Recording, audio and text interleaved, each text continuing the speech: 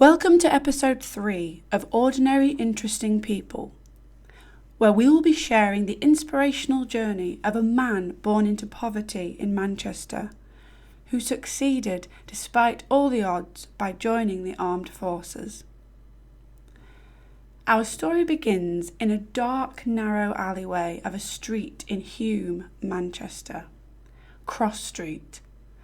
A street so narrow and cramped that mapmakers often felt it unnecessary to draw. The houses here are squeezed in between Ann Street and Queen Street, with barely enough room to hang some washing or for children to play. The walls are blackened with soot, but the street is swept clean. The cavalry barracks loom over the area, stopping any chance of the sun's rays reaching the living room of the Steele family. In one of the small dark houses on this street, on the 8th of March 1857, William Henry Steele was born, the firstborn child of George Charles Steele and Lavinia Crowley. George Charles had lived in Hulme for his whole life, working as a bricklayer. He would have earned around 31 shillings a week in 1850, assuming he was working full-time. When he married William's mother, Lavinia, both were living on Cross Street, George aged 20 at number 7 and Lavinia at number 14. Lavinia was just 17, a girl who was born in Ancoats, a nearby area with a similar reputation to Hulme for being blighted by poverty and disease. Her parents were unmarried and she'd been brought up living with her grandmother.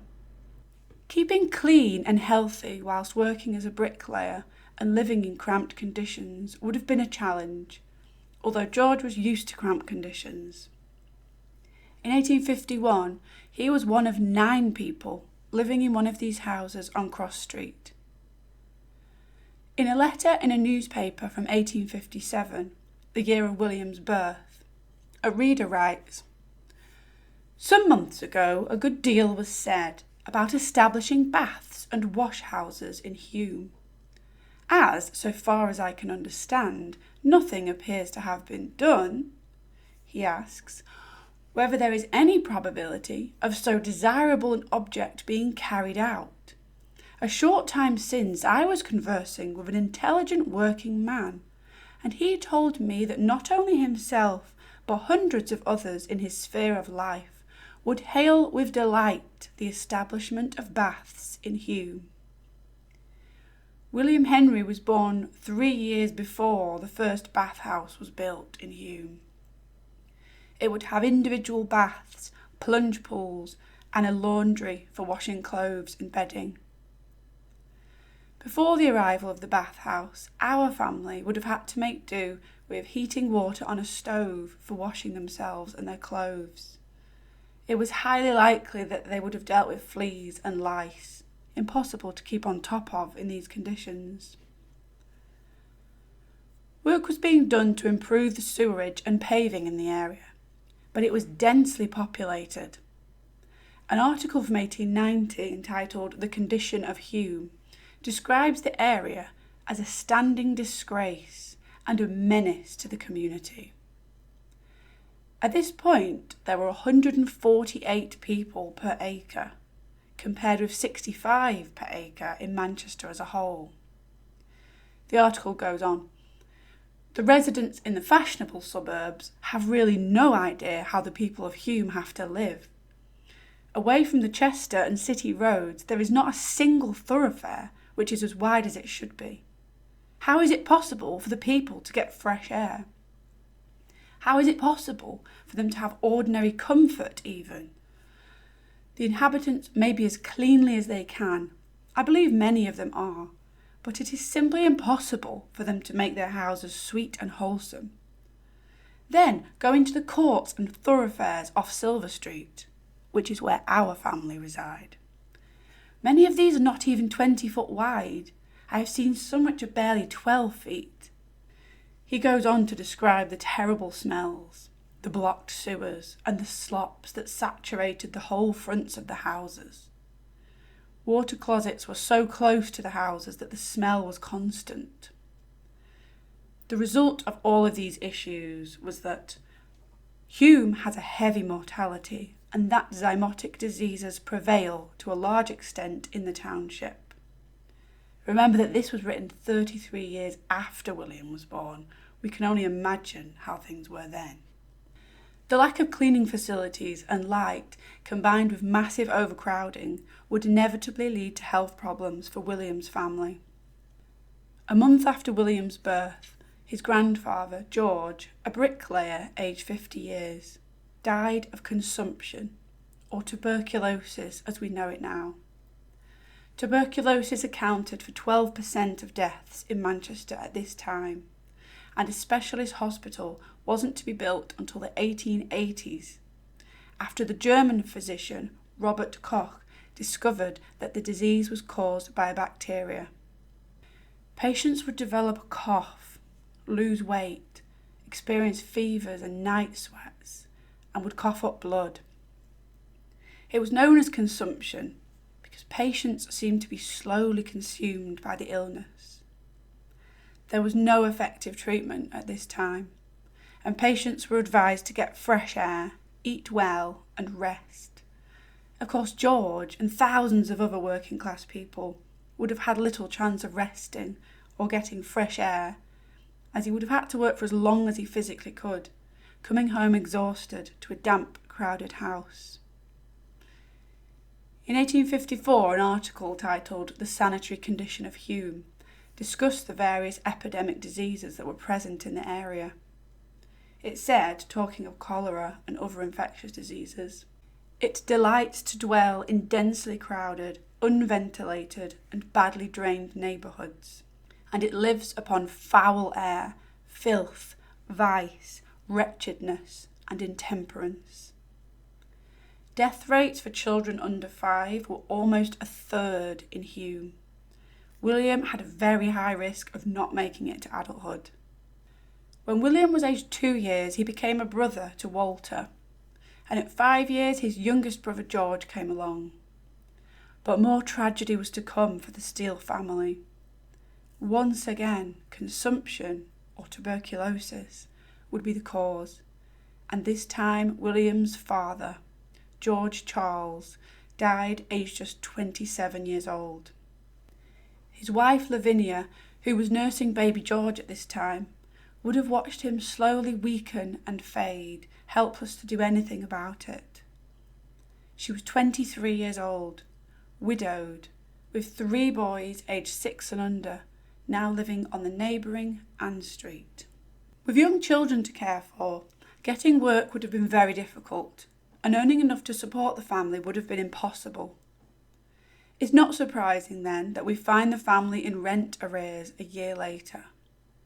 It seems Lavinia was in receipt of a small amount of money to cover rent, but evidently it wasn't enough. This benefit was known as out relief, as it was given to families still living in the community. The only other option for people living in poverty was the workhouse. The records show that she was about 15 shillings short on the payments for that year. Surviving on so little was about to become even harder for Lavinia, as she became pregnant with her 4th child, Jane.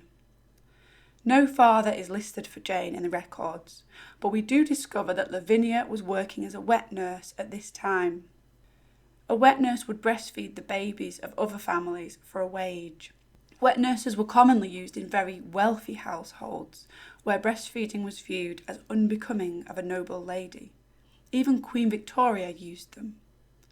At the other end of the socio-economic scale, wet nurses were common in poorer areas to allow women to continue to work. Babies would often go to live with the wet nurse for the first year or so, which allowed her to stay with her own children, in our case, William, Walter, George and Jane at home. It was usual to seek out a wet nurse of good moral character who was physically healthy, but there were also reports of women purposely getting pregnant in order to become a wet nurse. There are even cases of their own babies being abandoned or killed in favour of earning a wage. A few years later, Lavinia went on to have her fifth and final child, Thomas.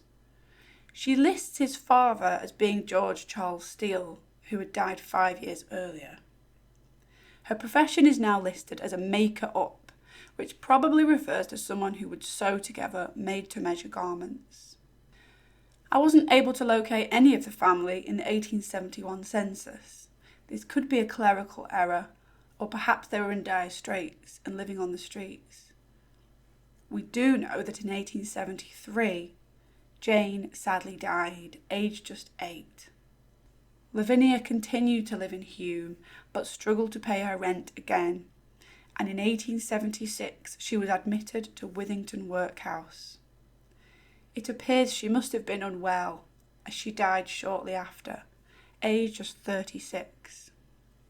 By the age of 18, William had lost his father, his sister, and now his mother. If he was going to make a success of his life, he would have to do it without support. By the age of 24, we know he was working as a boilermaker. He was the head of the household, living with his brothers Walter, also a boilermaker, and George, a warehouse man, at 2 Ely Street, Hulme, just a few minutes away to the south of the barracks. Thomas, aged 12 at this time, appeared to be living at Cornbrook Orphanage, a small orphanage made up of a few houses. William had had a challenging start. Poverty, illness and bereavement must have made getting a good education very difficult, but he had managed to learn a trade, and his fate was to change on the 7th of May 1885, when he joined the Royal Navy. William joined with his skills as a boilermaker and was listed as being 5'7.5" tall, with brown hair, grey eyes and a fresh complexion. He immediately made a good impression, earning the Good Conduct Badge, which brought a prize of £4.10 within his first year. Around this time there were multiple newspaper reports of Navy men in similar roles to William being charged with various offences. On the 20th of February 1886, William Rawson was charged with 3 offences of drunkenness and absence without leave. He was sentenced to 6 weeks' hard labour and dismissed from the service. On the 10th of August 1886, one engineer was convicted of drunkenness and disobedience, whilst another was convicted of drunkenness and given 3 months' hard labour.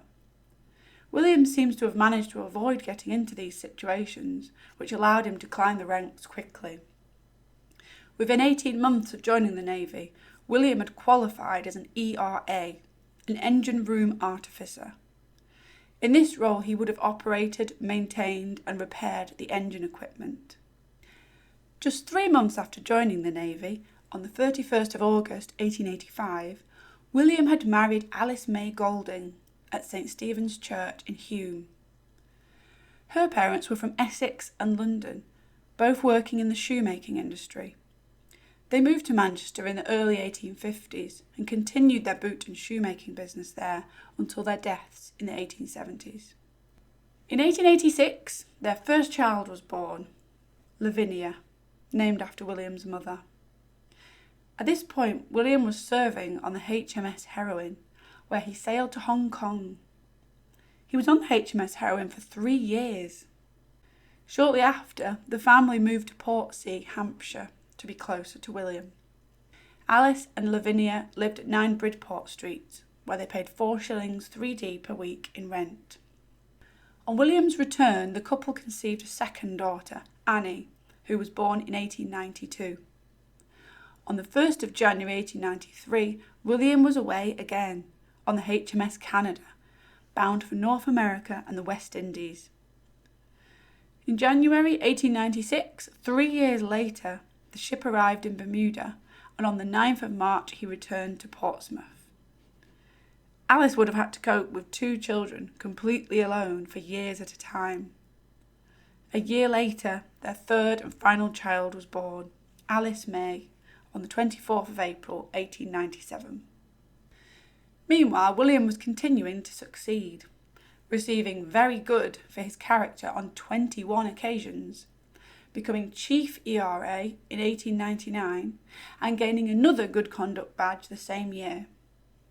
In 1900 he was awarded the Long Service Good Conduct Medal, William served on 15 different ships, including the HMS Heroine, HMS Victory and HMS Camperdown.